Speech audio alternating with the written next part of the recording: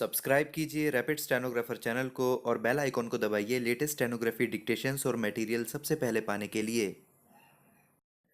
Hello guys, today I am going to deliver a speech from Kailash Chandra magazine transcription number 411. So let's start.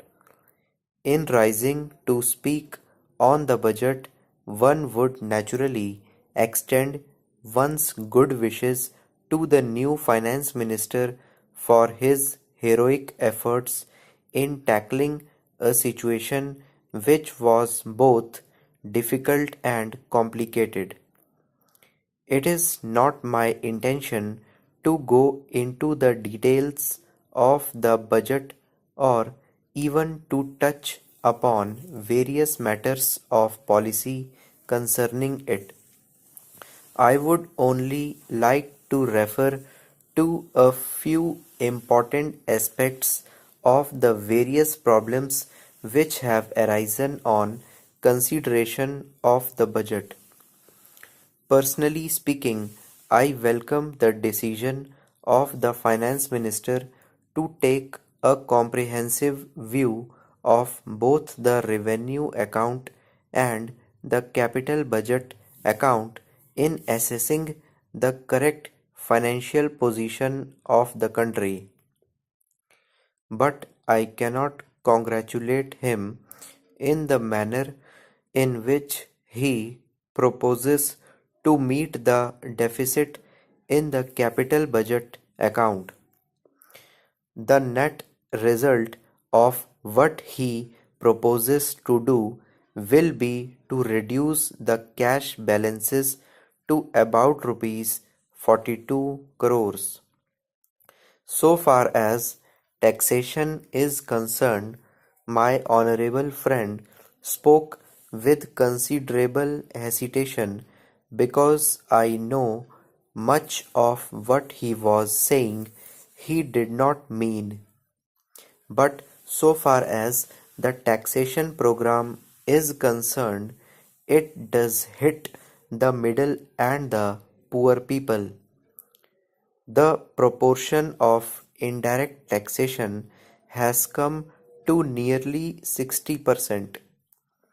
None knows better than the finance minister that the normal distribution between direct and indirect taxation in any progressive country would be about 50-50.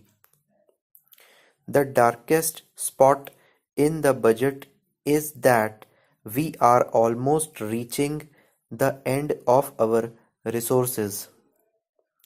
If I could think aloud, there is the possibility of the death duty being imposed, but that matter has been shelved. I know there are difficulties. You may impose a land tax throughout the country. You may re-invoke the salt duty, though there may be sentimental objection to that. You have followed the policy of prohibition in trying to pursue an ideal which has landed you in disaster in many of the states and in the entire economy of the whole country. Government has taken advantage of many windfalls. Government was entitled to it just as it has suffered under the impact of many natural calamities.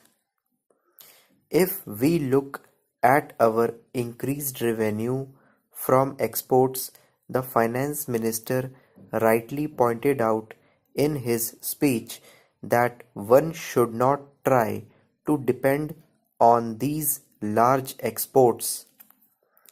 They are due to the worsening of the international situation. So far as stock pilling is concerned, I would like to know from the finance minister whether government has any plan for stock stockpiling in the interests of India. Supposing war breaks out and the situation worsens, it will be necessary for government to depend on many vital things which the country itself does not produce. I did not discover in the budget any plan for spending any money for a planned stockpiling in the interests of India's national economy.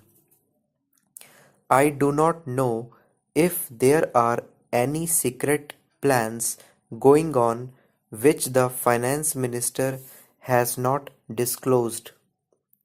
I shall now refer to the Indo-Pak Agreement.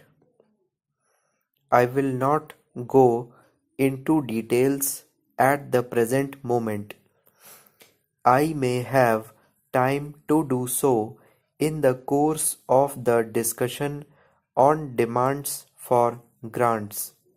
But frankly speaking, so far as this agreement is concerned, nothing could have been more humiliating for India than the manner in which this agreement was effected. If India wanted to have such an agreement, India could have made it long ago on much better terms and saved a lot of humiliation and misery to millions of people. But India deliberately wanted to pursue a particular line of policy which was consistent with our national interest, and overnight that policy was changed. Whether it was due to far-sighted or short-sighted statesmanship, or due to defeatism or cowardice, I do not know.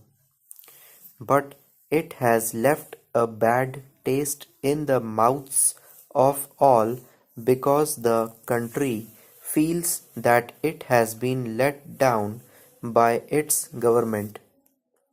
So far as the economic policy of the government is concerned, I hope we shall have an opportunity of discussing this matter when the details of the budget will be taken up.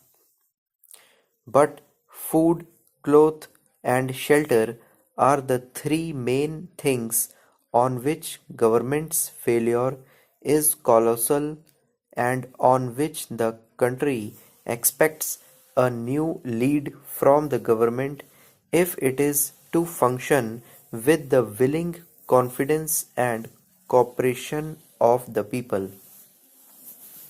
Today, we are living in very difficult circumstances.